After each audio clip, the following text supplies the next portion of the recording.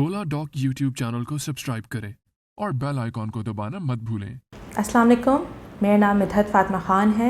मैं एक माहिर नफ्सियात हूँ और मैं शोबों के साथ इदारों के साथ मुंसलिक हूँ एंड मैं थेरेपी प्रैक्टिस कर रही हूँ और उसके साथ साथ स्कूल से भी मुंसलिक हूँ। सो आज हम बात कर रहे हैं बेसिकली ऑटिज़म की कि ऑटिज़म होता क्या है। अगर मैं इसको एक्सप्लेन करूँ तो ऑटिज़म एक न्यूरो डेवलपमेंटल डिसऑर्डर है। न्यूरो डेवलपमेंटल डिसऑर्डर होता क्या है कि वो एक ऐसा डिसऑर्डर जो बच्चे की पैदाइश से पहले हो। पाकिस्तान के टॉप डॉक्टर्स के साथ अपॉइंटमेंट बुक करें, वो भी पेशेंट फीडबैक देखते हुए।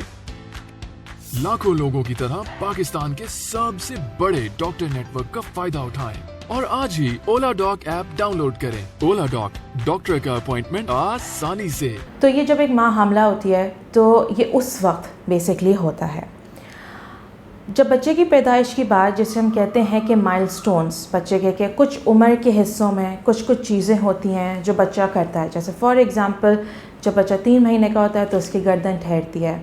जब बच्चा छोटा होता है तो उसकी एक सोशल स्माइल आती है, वो बात करना शुरू करता है। पहले वो अपनी ज़बान में बात कर रहा होता है, फिर थोड़े टूटे फूटे लफ्ज़ में बात कर रहा होता है, फिर एक प्रॉपर अल्फाज में बात कर रहा होता है। फिर बच्चा बैठना शुरू करता है, या क्रॉल करता है या कभी कभार डायरेक्ट चलना शुरू करता है। तो ये कुछ उम्र के हिस्से होते हैं जिन्हें हम माइलस्टोन्स कहते हैं, जो हर उम्र के हिसाब से होता है। ये जो बच्चे ऑटिस्टिक होते हैं उनमें ये थोड़ा सा डिलेड होता है कि वो उम्र के हिस्से जिसमें ये करना चाहिए काम, वो उनके थोड़े से डिलेड होते हैं। ठीक है, उसके बाद ये डायग्नोसिस जो है इसका हम 3 साल बाद देते हैं। ऑल्दो पहले से ही इसकी कुछ सिम्टम्स, कुछ निशानियाँ, कुछ ऐसी चीज़ें जो नज़र आ रही होती हैं, बट इसका डायग्नोसिस जो है एक प्रॉपर असेसमेंट के बाद 3 साल की उम्र के बाद या 3 साल की उम्र में मिलता है। अगर हम बात करें इसके कॉजेज़ की या इसकी वजूहात क्या हैं, तो कोई एक वजह नहीं है इसकी वजूहात में बहुत सी चीज़ें, जैसे इनमें से कुछ एक ख़ानदान में होना इंक्लूड है, जिसे हम एक जेनेटिक फैक्टर कहते हैं कि आपके ख़ानदान में कुछ लोगों को है या किसी को है तो उससे आज आ गया हो, एक ये फैक्टर हो सकता है। दूसरा हो सकता है कि अगर वालदा हैं जो एक्सपेक्ट कर रही हैं, उनकी अगर थोड़ी सी उम्र ज़्यादा हो या फ़र्स्ट प्रेगनेंसी या फ़र्स्ट टाइम कंसीव उन्होंने थोड़ी सी बड़ी उम्र में किया हो, वो एक फ़ैक्टर हो सकता है। Cousin marriages, first cousin marriages अगर बहुत अरसे से ये चला आ रहा है किसी ख़ानदान में, ये एक कॉज़ हो सकता है, ये एक फैक्टर हो सकता है। या फिर ऐसी कोई भी चीज़, सिगरेट हो गया या कोई ऐसी मंशियात या ऐसी कोई खाने पीने की चीज़ें जो मुज़र सेहत हो सकती हैं, जो नुकसान पहुंचा सकती हैं, अगर वो चीज़ खाई जाएं, पी जाएं या वो चीज़ ली जाएं या ऐसे इन्वायरमेंट में रहा जाए जो कि मुज़र सेहत है, तो वो सारे फैक्टर्स हैं जो कहीं ना कहीं कंट्रीब्यूट करते हैं या कहीं ना कहीं इस चीज़ में या ऑटिज़म होने में कहीं ना कहीं ये शामिल होता है। इसके बाद अगर हम ट्रीटमेंट की बात करें तो इसकी जो ट्रीटमेंट है ये बिल्कुल मैनेज हो सकता है, ट्रीटेबल भी है। और इसके लिए जैसे अगर बहुत ज़्यादा ही कोई सिम्टम्स सिवियर होते हैं, क्योंकि इसके लेवल्स होते हैं, माइल्ड होता है, मॉडरेट होता है, सिवियर होता है और फिर प्रोफाउंड होता है। मतलब ये बिल्कुल बेसिक से बहुत सिवियर की तरफ ये वेरी करता है, ये इस तरह से जा रहा होता है। तो अगर दवाई की ज़रूरत है तो एक साइकेट्रिस्ट जो कि एक डॉक्टर होता है, वो उसकी मेडिसिन प्रेस्क्राइब कर रहा होता है। लेकिन अगर बिहेवियरल इश्यूज़ हैं, कोई ऐसे कम्युनिकेशन इश्यूज़ हैं, तो उसके लिए थेरेपी की बहुत ज़रूरत होती है। कभी कभार स्पीच थेरेपी की ज़रूरत पड़ जाती है अगर बोलने में कोई प्रॉब्लम आ रहा होता है, कम्युनिकेशन की इंटरेक्शन में कहीं आ रहा होता है चैलेंजेस, तो उसके लिए उसकी थेरेपी की ज़रूरत होती है। ऑक्यूपेशनल थेरेपी की ज़रूरत होती है, क्योंकि ऑक्यूपेशनल थेरेपी आपकी एक लाइफ स्किल सिखा रही होती है, रोज़मर्रा के काम सिखा रही होती हैं, ब्रश करने से लेकर अपना बटन खुद बांधने तक, शू लेसेस को टाई करने तक, खुद अपने कपड़े पहन के तैयार होने तक, ये जो आपकी डेली बेसिस के रोज़मर्रा के काम होते हैं, ये चीज़ जो है वो आपकी ऑक्यूपेशनल थेरेपी में आती है।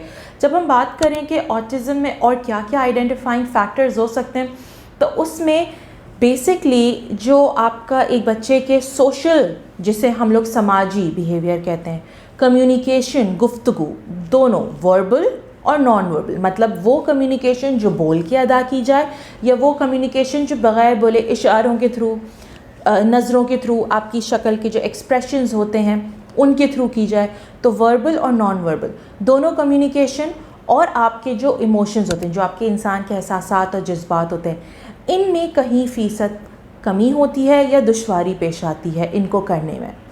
उसके साथ साथ एक ऑटिस्टिक एक और फीचर होता है जिसे हम कहते हैं रेपिटेटिव मूवमेंट्स, जैसे होते हैं रिपीटेटिव रिदमिक मूवमेंट्स, जैसे कि कोई एक हरकत दोबारा दोबारा करना। कभी कभार ये कुछ अल्फाज होते हैं जो बच्चा या इंसान दोबारा बोल रहा होता है, जिसे हम इकोलेलिया कहते हैं। बट रिदमिक मूवमेंट मतलब जैसे उसने यूँ ताली बजाई और यूँ टेबल पे मारा, फिर ताली बजाई टेबल पे मारा, मतलब ये एक मिसाल के तौर पे एक रिदम में हो रहा है, एक ही हरकत में रेपिटेटिवली, मतलब बार बार हो रहा है। ये एक और फैक्टर होता है इसको आइडेंटिफाई करने का। बट देन अगेन, जैसे कि मैंने पहले कहा था कि इसका एक प्रॉपर असेसमेंट होता है जिसकी बेसिस पे, जिसके बाद हम इसको एक डायग्नोस्ड क्राइटेरिया में डाल के देखते हैं। उसके अलावा अगर हम एक मैनेजमेंट लाइफ स्किल्स की बात करें, जैसे मैंने बताया कि थेरेपी के थ्रू, या अगर बिहेवियरल चैलेंजेस बहुत आ रहे हैं, या अगर कोई ऐसा डॉक्टर को ज़रूरत समझ आती है कि इसको दवाई देने की ज़रूरत है, तो एक साइकियाट्रिस्ट उसकी मेडिसिन प्रिस्क्राइब करता है। लेकिन अगर हम डेली लाइफ स्किल्स की बात करें कि उसमें किस तरह बेहतरी आ सकती है और किस तरह उसमें काम किया जा सकता है, तो इन बच्चों का, इन लोगों का रूटीन बहुत इम्पॉर्टेंट होता है इनके लिए, कि ये अगर अपने रूटीन से थोड़ा सा आगे पीछे हटते हैं या इनके रूटीन में कुछ चेंजेस आ रही होती हैं, तो इनको परेशानी होती है, इनको दुश्वारी का सामना होता है। कभी कभार ये चिड़चिड़ाहट होती है, मूड ख़राब होना होता है, या कहीं जगह रोना और परेशान करना होता है, और ये ख़ुद भी परेशान होती है क्योंकि इनको अपने रूटीन में जैसा चल रहा है उसकी आदत होती है। तो इनका एक प्रॉपर रूटीन होना चाहिए। हाँ, ऐसा ज़रूर हो सकता है कि वो रूटीन में कहीं ना कहीं चेंजेस आ रही हों, लेकिन उस चेंजेस को आहिस्ता आहिस्ता उनके रूटीन में इंट्रोड्यूस करवाना। जैसे फॉर एग्ज़ाम्पल, अगर एक बच्चा स्कूल जाता है, उसके बाद उसकी एक एक्टिविटी शुरू होती है, फॉर एग्ज़ाम्पल स्पोर्ट्स में, वो क्रिकेट में उसको डाला जाता है या उसको रनिंग के लिए डाला जाता है, और हफ्ते में उसे रोज़ 1 घंटा ये करना है, तो उसको ऐसा ना हो कि एक दिन के बाद अगले दिन फ़ौरन 1 घंटे की में ये डालने के लिए कह दिया जाए कि वो 1 घंटे की क्लास ले, वो उसके लिए मुश्किल होगा। तो उसको पहले 15 मिनट की क्लास इंट्रोड्यूस करें, हर रोज़ नहीं, एक दिन छोड़ के बेशक। फिर जब वो 15 मिनट की क्लास में एडजस्ट हो जाए, फिर आधा घंटा, फिर इस तरह करते करते 1 घंटे में। इसे हम कहते हैं स्लो ट्रांजिशन, कि कोई भी चीज़ उनके रूटीन में, उनके इन्वायरमेंट में न्यू आती है, नई चीज़ आती है, वो आहिस्ता आहिस्ता ग्रेजुअली इंट्रोड्यूस हो, तो उससे उनका लाइफस्टाइल में बेहतरी आती है, उनको ज़ाहिर चीज़ों पे ज़्यादा ग्रिप अच्छी आती है, ज़्यादा चेंजेस उनके लिए थोड़े से परेशान कन हो सकते हैं। दूसरी चीज़ ये, उनकी फ़िज़िकल एक्टिविटी इम्पॉर्टेंट है। जैसे कि कुछ हैं जिनको फ़िज़ियोथेरेपी की ज़रूरत पड़ती है, कुछ को कोई भी फ़िज़िकल एक्टिविटी जिस तरह से भागना होता है, रनिंग होती है, एक्सरसाइज होती है, जो एज अप्रोप्रिएट और उनके इन्वायरमेंट अप्रोप्रिएट हो, वो उनके लिए बहुत मुफीद और बहुत फ़ायदेमंद होता है।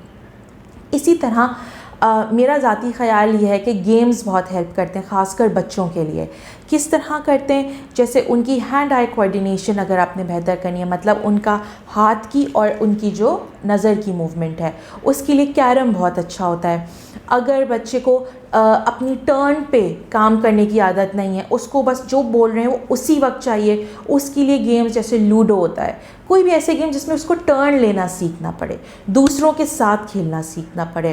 क्योंकि जैसा मैंने पहले कहा कि इन बच्चों में या इन लोगों में कम्युनिकेशन की थोड़ा सा लैकिंग होती है, सोशली या लोगों के साथ समाजी तौर पे बात करने की थोड़ी सी लैकिंग होती है। तो ऐसे गेम्स जिसके अंदर लोगों के साथ इनको खेलना पड़े, दूसरे बच्चों के साथ खेलना पड़े, बहुत सारे बेशुमार ऐसे गेम्स होते हैं, कार्ड गेम्स होते हैं जिसमें 2 लोगों के साथ खेलता है बच्चा। तो इस तरह के ऐसे गेम्स अगर इसके इन्वायरमेंट में या बच्चों को इंट्रोड्यूस कराए जाएं तो वो बहुत बेनिफिशियल होते हैं, क्योंकि एक तो वो खेल का खेल भी होता है और बच्चे को उस चीज़ से कुछ सीख भी मिल रही होती है। उसके साथ साथ इन बच्चों को या इन लोगों को मॉडल करके, मतलब उनको करके बता के ज़्यादा बेहतर समझ आता है, बनिस्बत आप उनको बोल दें, इंस्ट्रक्शंस दे दें कि अब ऐसा कर लो, उससे बेहतर इनको समझ आता है उनके सामने मॉडल किया जाए, उनके सामने किया जाए, करके बताया जाए।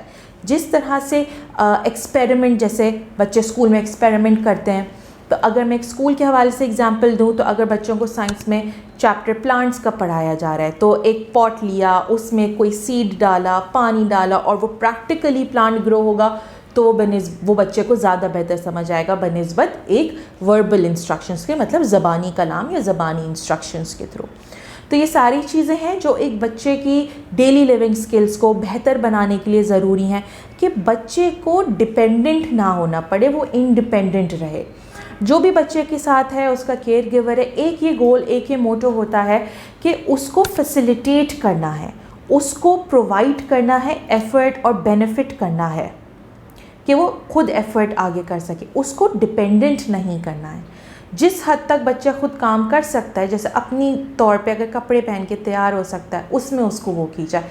ये सारी चीज़ें अगर साइमल्टेनियसली या साथ साथ लेकर चलें तो एक बच्चा इंडिपेंडेंटली खुद से फैसिलिटेशन के थ्रू, गाइडेंस के थ्रू कि कोई है उसके सपोर्ट में, वो एक बेहतर प्रोडक्टिव अपनी एक लाइफ गुजार सकता है। Thank you.